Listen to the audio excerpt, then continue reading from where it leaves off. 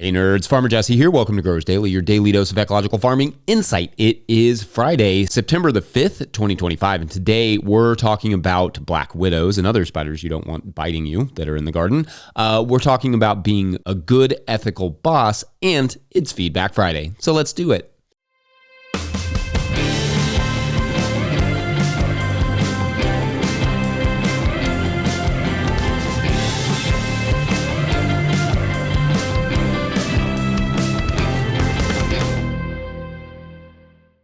All right, how about that tune? That cover of the theme song was sent to us by Nick Riggin, whose work we will link in the show notes. Big shouts to that. And for those of you not watching on YouTube, Nick also gave us a more gothic, sort of metal version of the Growers Daily logo to go along with it, which was awesome. Musicians, please keep sending those covers of the theme song to farmermike@notillgrowers.com. All right, happy Friday, everyone. I hope your all's weeks have gone swimmingly because it's about to get cold, so may as well get all the swimming in you can. I got some kale planted in the tunnel yesterday, along with some carrots for the winter. Slowly just getting that space flipped over and ready for, the cold to come. And kind of excited about it. Seems like it's going so far so good. Anyway, it is Friday, which means Feedback Friday, where we explore what you all were saying about this week's topics. On Monday, we didn't have a show. It was Labor Day, and I was fiddling with irrigation and went to the Kentucky River and then did some soccer practice. However, on Tuesday, we largely focused on ginger. At Robert Cottrell 9810 wrote, quote, "I tried growing ginger last year in Ohio 6B.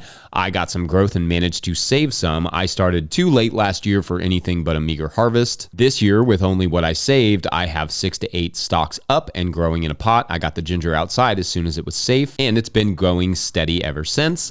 I'm very excited to see how I did this year. Ginger seems like a very easy crop so far," end quote.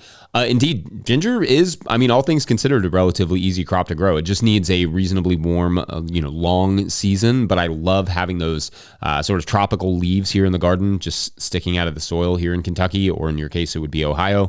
Also on the pots thing, at Colleen Rodimer 9497 asked, quote, "Can ginseng be grown in pots or raised beds? If so, can you give a how, etc.? Thanks," end quote. So I don't know about ginseng. That's more of like a forest crop, right? If we're talking about ginger, then yes, at least like 2 to 3 gallon pots with good soil mix and all that stuff. And the watering should be done in the same way that I described on the show. As for ginseng, I'm not so sure that it would grow in pots. I'm not 100% sure it wouldn't, but I've never tried it, and I don't really know if there's much information about growing it in pots. But if anybody has an experience with that, let us know. That could be interesting. And we've grown and helped grow ginseng in the past, so maybe a show on that later on, because it's a great crop, as long as you can keep it protected from people stealing it. That day, I also discussed ways I use garden veggies, and maybe it's worth offering more recipes stuff in the future. It seems like you all were down with that.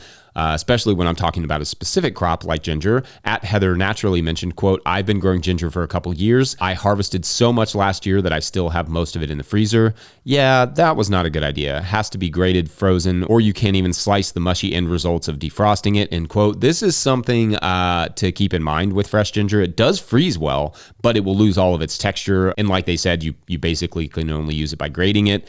Pickling, if you want another preservation option, either hot pickling or kimchi style sort of lactic acid fermentation, is a nice option to retain some of that crunch, though obviously the flavor will change and the crunch will go away as it gets older. But dehydrating the ginger is nice for adding to teas and flavoring stews. You can also dehydrate and powder it if you want. Just make like a nice little ginger powder. As it sits on your counter, it will semi-cure, like you'll see the paper sort of develop, but it won't last as long as actually cured ginger just sitting there on your countertop. But that can get you a little bit more time with it, especially if the rhizomes grew pretty big. But yeah, freezing most anything ruptures the cell wall, so it will be mushy for sure once it thaws. On Wednesday, I mentioned I was saving seed on cherry bomb, and lots of people commented on that. In fact, at Zerel510 asked, quote, "Saving F1 tomato seed, why?" end quote. And the answer is because I'm not really afraid of a little variation in the next generation. You see, an F1 hybrid means that the children will not necessarily be the same as the parents.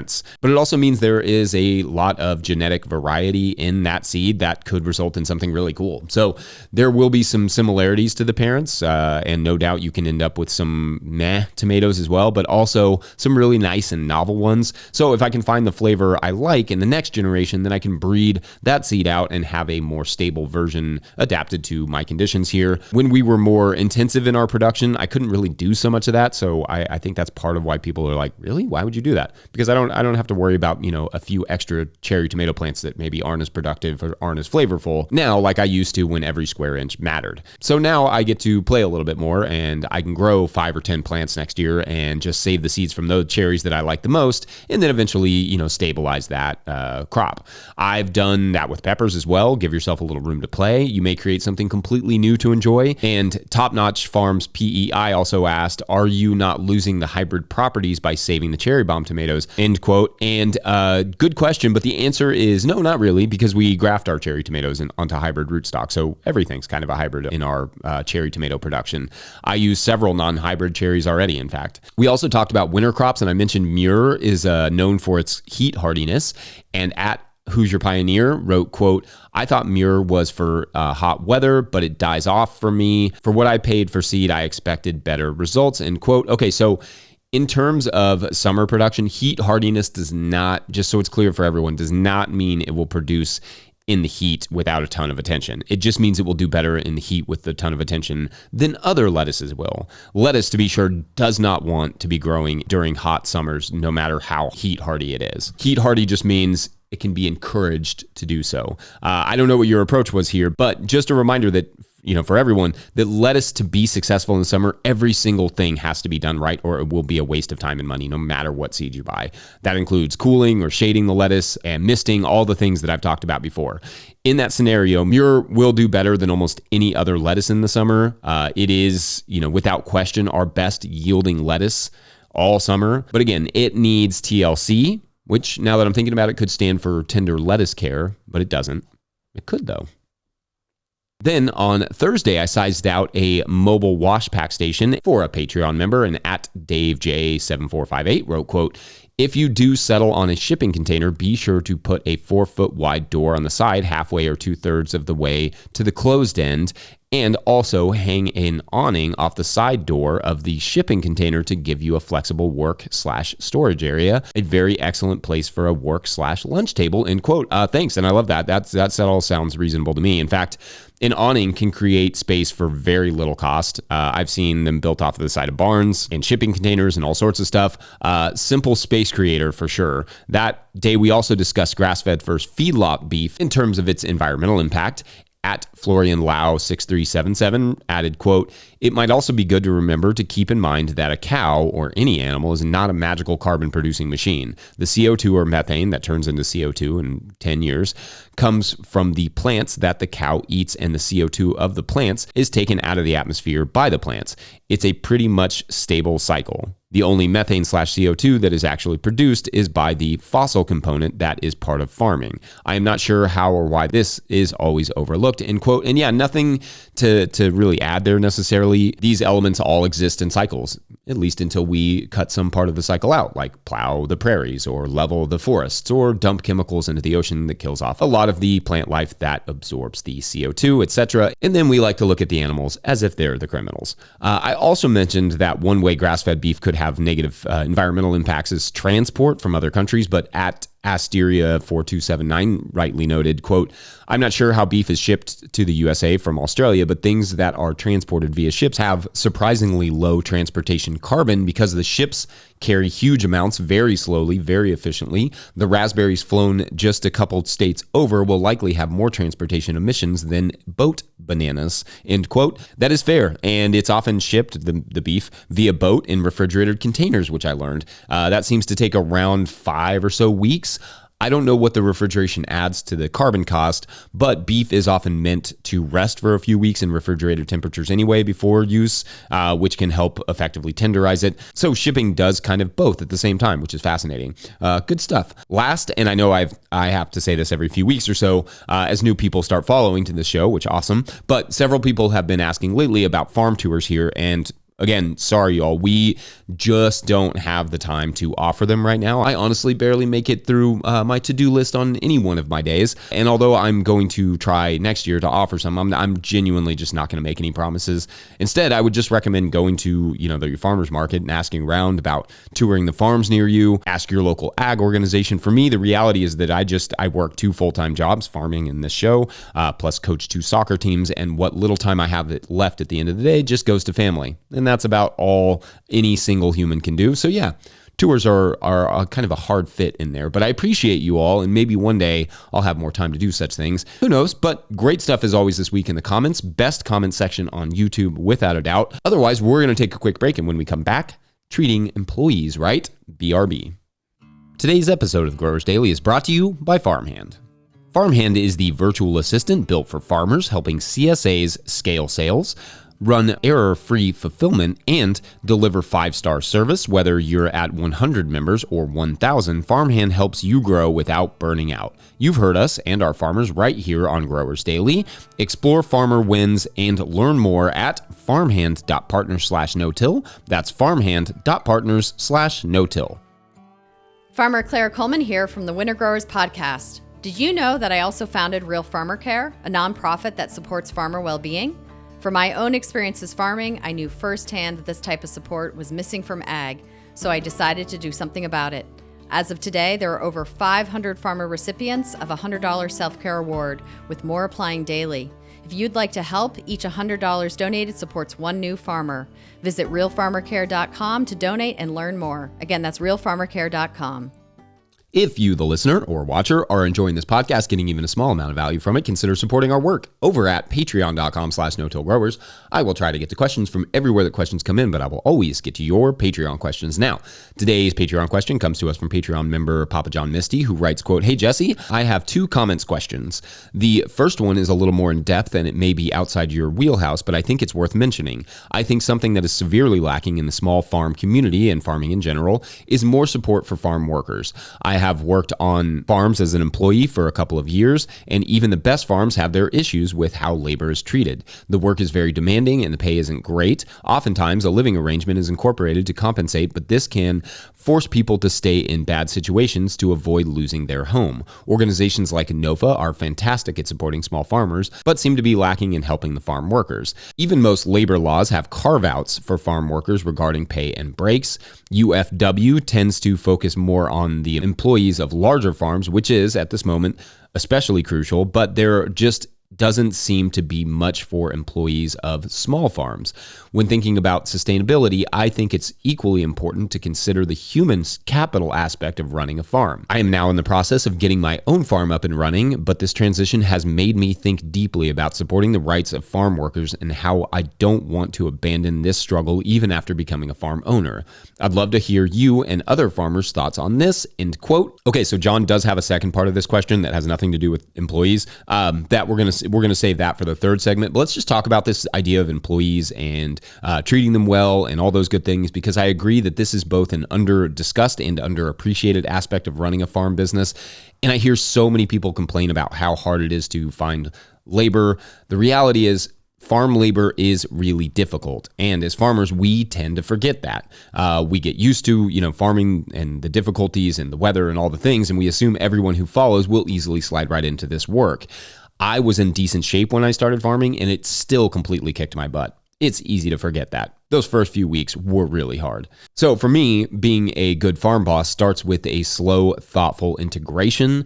Allow them to slowly build the requisite muscle and endurance by not forcing too much on them all at once. Balance out your tasks for them for the first few weeks between some laborious stuff like planting, some standing stuff like cultivating, and some less intensive physical stuff like washing and packing or, doing seeding or any of that sort of stuff. As a once farm employee, think about those experiences and what would have helped you or dismayed you. Maybe you kind of keep some extra gloves and straw hats on hand to provide them when they don't have their own or they forget their own. Maybe provide some snacks as well for fuel, extra water. Again, it's easy to forget how incredibly difficult and demanding this job is, and how nice it is to just have a break and kind of sit there and chat in the shade. It's really hard to pay what is actually deserved for doing this sort of work as well. We always provided lunch to our employee to help compensate a little bit. Having lunch together was also a nice respite and a way for them to feel a part of what we're doing, and also for us to kind of learn about their lives and become a little closer. I also think paying them a salary versus like any sort of hourly wage is a good thing to think about. We paid our last employee a weekly salary. They never worked overtime. time, and we often let them go early when the weather, sucked or was too hot or too rainy or whatever, so long as we got the list done.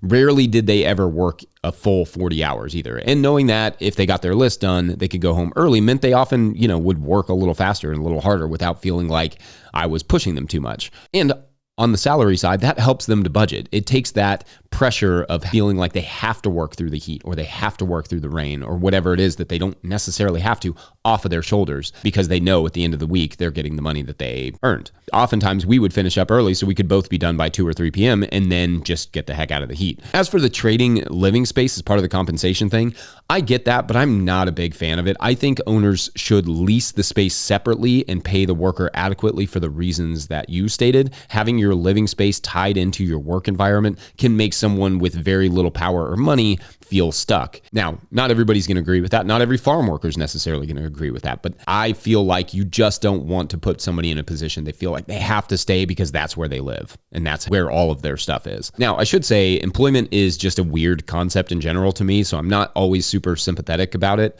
Asking someone to do extremely hard work to help make you money has just never really sat right with me, especially in something like farming where the work is so incredibly taxing. I think this is part of what attracts me more and more to the idea of collaborative farming models, such as dual partnerships or co-ops and whatever. It's shared risk, but it's also shared labor with a common goal in mind. It's a shared sense of propriety. I don't think it necessarily has to go all the way to the point that every farm worker is going to want to own a part of the farm business, but I do know that labor is increasingly hard to come by, so incentivizing it and thinking of it beyond just labor is really important. Asking someone to farm for you is a huge ask, even when it comes with money. So I think every farmer and business owner needs to keep that in mind and get creative. Anyway, maybe there's something helpful in there. Maybe not. I don't know. Otherwise, we're going to take a quick break and we'll get a second part of that question in the next segment. But first, a quick word from our friends at Rimmel Greenhouses. Whether you're growing tomatoes for market, flowers in the spring, or vegetables for your family, growing in a high tunnel protected from the weather provides the right environment for a harvest you can count on. Rimmel Greenhouses are strong, durable, and easy to assemble, offering the quality you need to grow productively year-round. The team of experts at Rimmel Greenhouse Systems will be your trusted partners to ensure you get exceptional value from your greenhouse or high tunnel investment. Visit Rimmel.com today to get growing. All right, so we're continuing on with Papa John Misty's other part of their question here in the third segment, and that is, quote, now that my long-winded comment is out of the way, do you have any tips for managing black widows in a greenhouse? I just found and killed 3, but I'm concerned there may be more. While I recognize they can be beneficial, I don't think that outweighs the risk they pose to our younger and older family members who may come in contact with them. Thank you so much for all that you do. This is such a great channel, end quote. Okay, first, thank you. And funny story that sort of ties in, both your question here and your comment together, is that several years ago when Hannah and I were moving from our old farm to this farm now that we're living on, we had this greenhouse with large water barrels that we've filled with water, and then they helped us to retain, some of the heat over the winter. And black widows absolutely freaking loved those barrels. I think we had 14 barrels or something, and there was at least one black widow on each one. And here's the thing. Yes, black widows are venomous. They create a neurotoxin that can severely damage nerves if they bite you and can even cause aches and pains throughout your body. It is exceedingly rare that anyone will die of a black widow bite, but according to clinicians, their bite can certainly cause a lot of pain, nausea, discomfort, spasms, etc. So if you do get a bite, go see a doctor, but also try not to get a bite. In other words, it's bad, but it's not like a copperhead or rattlesnake bad. For most people, it's probably just going to be really, really uncomfortable. Anyway, I have generally always viewed them as beneficial and not to mention incredibly attractive. I think they are without question the most beautiful spider, but I've digressed a lot here. Because that year, we were actually having some folks help us move the farm. They were experienced farm workers and were helping me to establish our garden beds on the new farm, and also for a little while clean up the old farm. But part of that job was just dumping those barrels of water out so we could move them. And the helpers were certainly, and to some extent rightly, freaked out a little bit by the presence of black widows. And I have always regretted the sort of nonchalance with which I treated that situation, because I was very used to dealing with these spiders, which are largely harmless so long as you have gloves on.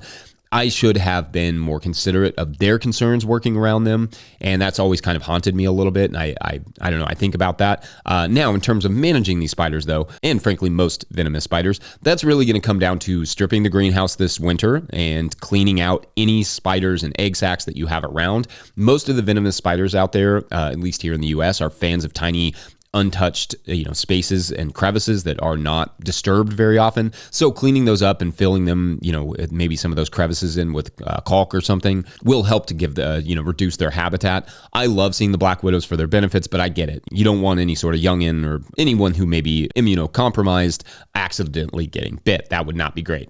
After we cleaned out that greenhouse and moved it over, we have not had any black widows in the greenhouse that I have found, which, to be honest, it's a little bit of a bummer, but we do have other spiders, so it's all good there. Now, there may be some sprays and such that you could use, but it largely comes down to your tolerance for those things. And also for black widows, it largely comes down to habitat. They like it in dark and little tiny crevices that aren't disturbed. Fill in those and eliminate those areas, and that will help a lot. You can usually spot their webs too, which tend to be thick and small, and then you can carefully find them that way. There may also be glue traps that you can use in the more problematic areas. Anyway, I hope something in there was helpful. Biodiversity can be complicated like that. All right. Otherwise, I think we are done here Friday. Don't forget, No Till Growers is now officially a nonprofit 501c3, so donations are tax deductible and greatly appreciated. You can learn more about how to do that in the show notes. Let's call it the show notes. Please make sure to like and subscribe and or follow wherever you're getting this podcast. That's an easy way to help us out as well. Enormous thank you to all of our show sponsors. And if you'd ever like to sponsor the show, you can reach out to Farmer Michelle at notillgrowers.com. Huge shouts to Willie Breeding for the theme music that you all have been covering. Keep those coming. And to Mike Hilbert for the production help and editing. Also, shouts to Epidemic Sound for the background music that you can hear. Pick up a hat, not this Louisville Racing one, but shouts to Louisville Racing who play tonight to try and stay in the playoff race. Pick up a hat like the No Till Growers hats that Mike's putting on the screen, or my book, The Living Soil Handbook, at notillgrowers.com to support our work. Big thank you to everyone over at patreon.com/notillgrowers, where at a certain level, or if you just bump up from one level to another, or you sign up in the month of September, you get a shout out on the show. So big shout outs today to Jacob Schwab, Kim Meyer, Clint Bingham, that's a fun one, and Patrick Weaver. All right, so you will remember that our hiker Pat has just woken up and found that it is once again Friday, and it's 8 a.m. and thus almost time to go to work. So Pat gets up, confused about how all of a sudden the day just started over, and then walks out of the room, and a nice lady in the hallway of the building says a hearty good morning to Pat, and Pat says they can't talk right now because, they're running late for work and all that stuff, but is polite, and Pat heads to the cafeteria down the hall. And the lady, looks at her colleague and says, wow, that was a close one this time. I still don't entirely understand how Pat gets out. Must have been all those years of climbing and hiking, I suppose. Gave Pat some skills. Then the two nurses watch as Pat shuffles around the cafeteria, picking up trays, putting them down listlessly, working. All right, thanks for watching and or listening. You all have a great weekend. We will see you on Monday. Bye.